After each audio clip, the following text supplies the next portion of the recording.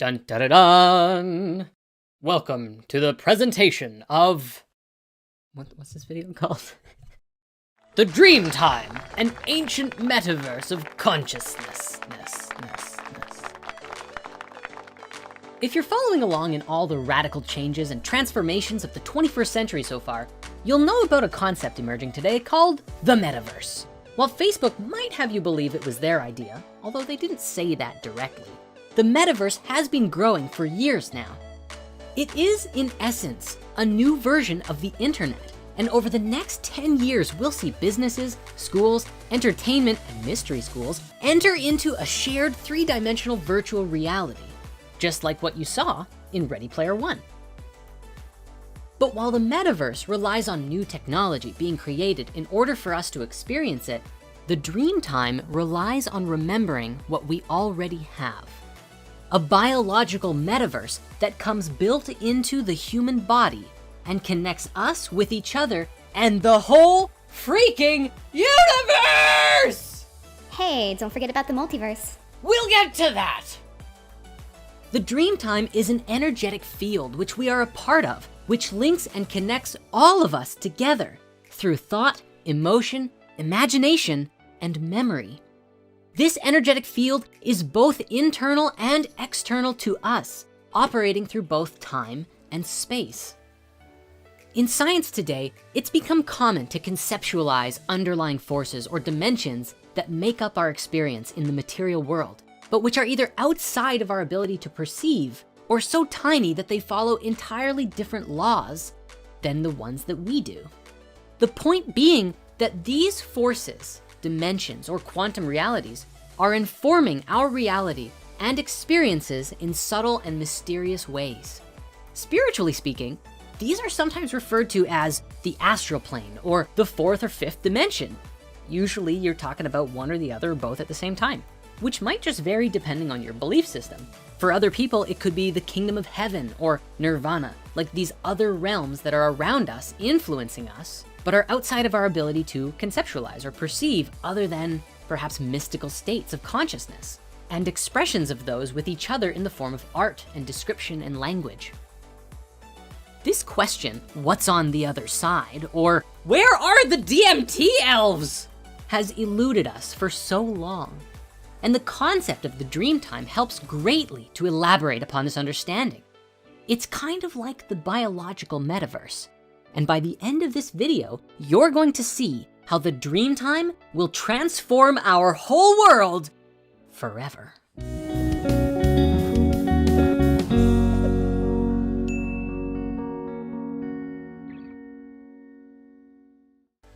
So you can think of the Dreamtime as an energetic field that encompasses your thoughts, memories, ideas, beliefs, dreams, and feelings.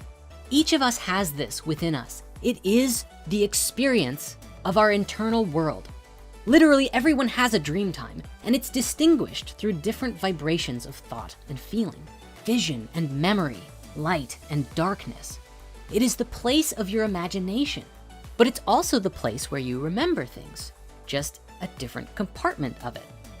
For the scientist who conceptualizes these inner experiences as residing purely within the brain, this is essentially that, but with a twist. With the Dreamtime, we are also accounting for the thoughts are things energy field theories that are emerging and personifying them in a way that we can make sense of in a practical way. Now, the idea of the Dreamtime was first revealed to the West around 1953, when the anthropologist W.E. Stanner opened his amazing essay called The Dreaming by emphasizing the central role of the concept in Indigenous Australia. To him, the Australian Aborigines' outlook on the universe and humans was shaped entirely by a remarkable conception of the world. This conception was picked up by two other anthropologists, Spencer and Gillen, who went on to immortalize it in Western culture as the Dreamtime, or as it was known natively to the Aranda tribe, Al-Karinga. The Dreamtime lies at the heart of Aboriginal cultures, and in order to understand their understanding, we can begin to think of the Dreamtime as many things in one. Combining time, history, and experiences together, it is seen both as a narrative of things once happened a charter of things that still happen, and a principle of order that transcends everything significant for us as humans. Now, in a more cosmic sense, it is also a sacred, heroic time long ago when humans and nature came to be as they are. But it's important to note that the Dreamtime is not fixed in time as a single epoch or event in some distant past. For just as it reflects a heroic time in the ancient past, it may also be experienced as a golden age that is yet before us, one that is lying in wait within our dreams and imagination. In the indigenous Walpiri language, they also have a concept known as Jukurpa. In the Walpiri English dictionary, Jukurpa can describe ancestral beings or any manifestation of their power and nature, like knowledge of their travels and activities, rituals, designs, songs, places, and even ceremonies. In this way, the Jukurpa provides a kind of model for human and non-human activity, social behavior, and natural development. The Jukurpa is not conceived as being located in any historical past, but as an eternal process which involves the maintenance of these life forces, symbolized as humans and as other natural species. The Jukurpa then provide a template with which we can use to connect with beings in higher dimensions through the Dreamtime, such as through astral travel, channeling, prayer and meditation, or even plant medicine experiences. You see, the Dreamtime is the process of all of our cosmic energy, ancestors, consciousness, thoughts, memory, and potential futures, all rolling together actively with us in the present moment and throughout time and space. Adding to this understanding of the Dreamtime, we have this excerpt from the Flower of Life books, where Drunvalo explains, like the Atlanteans, the Aborigines don't have memory like our vague kind of recollection. They have full tilt 3D holographic memory. They could reconstruct any memory moment by moment and share those memories with others, and they could walk around in the memory and look at it. They could walk up to your table and look into your eyes. It wouldn't be real time, but it's what's known as the Dreamtime. It is like a dream state, but an absolute replica of the reality. Their memory is perfect. They don't have mistakes or flaws. Obviously, in that kind of culture, the Atlanteans had no reason to write anything down. Why try to describe something with words when you've got the real thing? This explanation does open up things for us in a really big way, which relates to a deeper understanding of human consciousness the more we start to recognize it at work before us. Up until recently, the mainstream consensus was that our thoughts and feelings were limited or isolated to ourselves. And a growing body of evidence is still chipping away at this old belief system, demonstrating that thoughts and feelings seem to extend beyond us in some way that is not yet understood. It has been difficult to make headway in this field because we don't yet know how to truly tap into the energetic frequency of the imagination, thoughts, or feelings. We haven't measured those fields beyond the brain, so there's a mainstream assumption that thoughts simply don't exist beyond the brain. Despite this thinking though, many modern experiments today have demonstrated fairly convincingly that telepathy and other shared psychic phenomena is real, which we've discussed in our episodes about thoughts and consciousness, and you can watch those using the links in the description. So as things go today, it truly is a mystery if thoughts and feelings are simply beyond our capacity to measure or are existing in their own fields that we have yet to find. But one thing is for certain, it makes the conversation about who and what we are mighty interesting. So for the purposes of this conversation today, let's consider that our Dreamtime is operating at an exceptionally low level, say 1 or 2% up to 10 or 15 at best, with 100% being full tilt 3D holographic memory. As for why it's operating so low, we've explored theories about this in our Anunnaki movie, as well as the Hidden Human History movie from way back in the day. So for this video, we'll stay focused on Dreamtime itself, but please check those out if you want to see an epic story unfold about a potential origin of our species. Okay, so about the Dreamtime. As an example of how it works, if I, in this moment, asked you to think of a tree, pause for dramatic effect, then you probably thought of a tree, right? Whether it was a visual sensation in your mind or just a memory of the last time you saw a tree. Good old tree, just standing there, being a tree. Poof, like magic, that experience comes to life within you. But now, when you dream at night, where do you go? As you let your body surrender to rest, your consciousness enters into this other realm, free of restriction of the physical. You swirl about through thoughts, emotions, stories, subconscious desires, experiences that you had, dreams of the future, and all of it, all together, fabricating illusionary realities that may or may not have roots in your normal waking life. But dreams are very interesting because, well, have you ever had a dream of something and then personally experienced it days, weeks, months, or even years down the road? This is actually a very common thing. Oftentimes it comes with someone exclaiming, "Ha, deja vu," or, "Oh my God, I dreamed this." This phenomenon is called future sight, which is one of the many experiences within the dream time.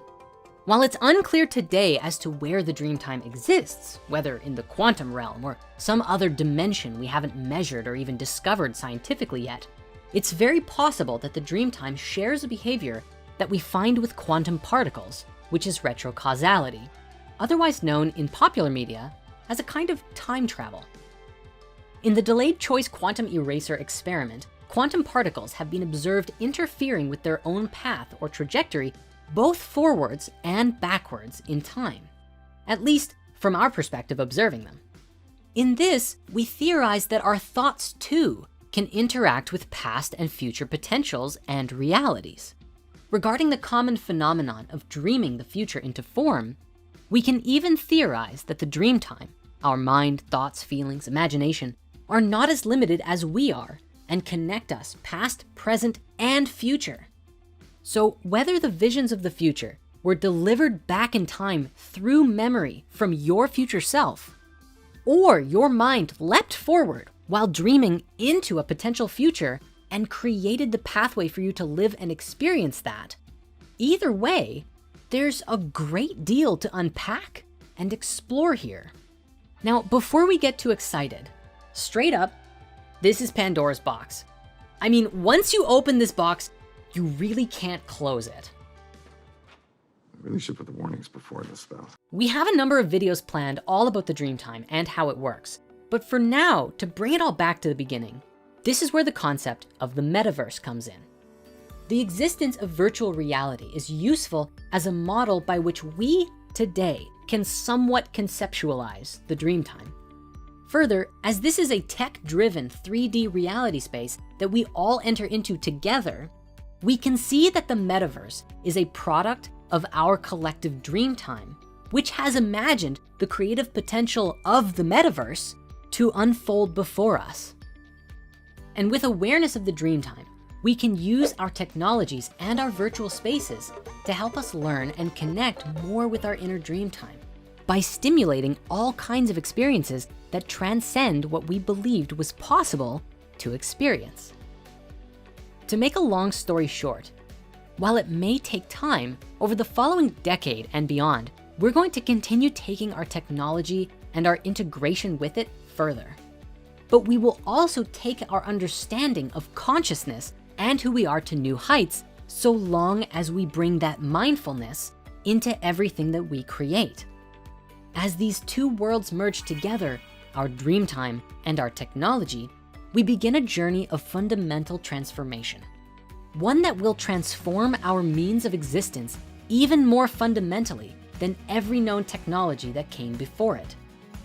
For myself personally, I see a lot of potential even for the future of spirit mysteries, which currently exists on a browser and in a dedicated app, and is a community of thousands of spiritual seekers who have gathered together to master themselves and become creators of their reality.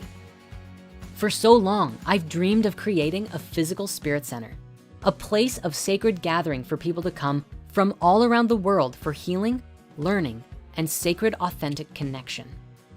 And what I'm learning today is that we can also do this digitally, creating a sacred digital virtual temple that you can access from around the world and gives you the experience of being in a real mystery school, roaming its halls and learning the mysteries of your own consciousness. And if this is something you want to be a part of and dream with us into form both physical and digital spaces for the evolution of consciousness, then come visit us at spiritmysteries.com and I'll see you on the inside. Now, I didn't intend for this video to end with an ad like that, but you gotta admit, it's a pretty good bridge. We are very serious about this potential, and Spirit Mysteries is truly growing into an incredible platform for the evolution of consciousness, with people finding themselves deeper wisdom and transformation every single day. But as far as the conversation of the Dreamtime goes, it doesn't end there. No. It's truly a crazy rabbit hole, and one that we have at least an hour or two of content worth creating about it. So consider this just the beginning of a great adventure that we can go on together. I'd love to seriously keep going right now, but Sheephatch is making faces at me from behind the camera. We have to keep these videos a certain length in order to make them every week, or else we burn out our animation team and everyone just gets frazzled. So with that, thank you for watching, and I'll see you next time. Toodles!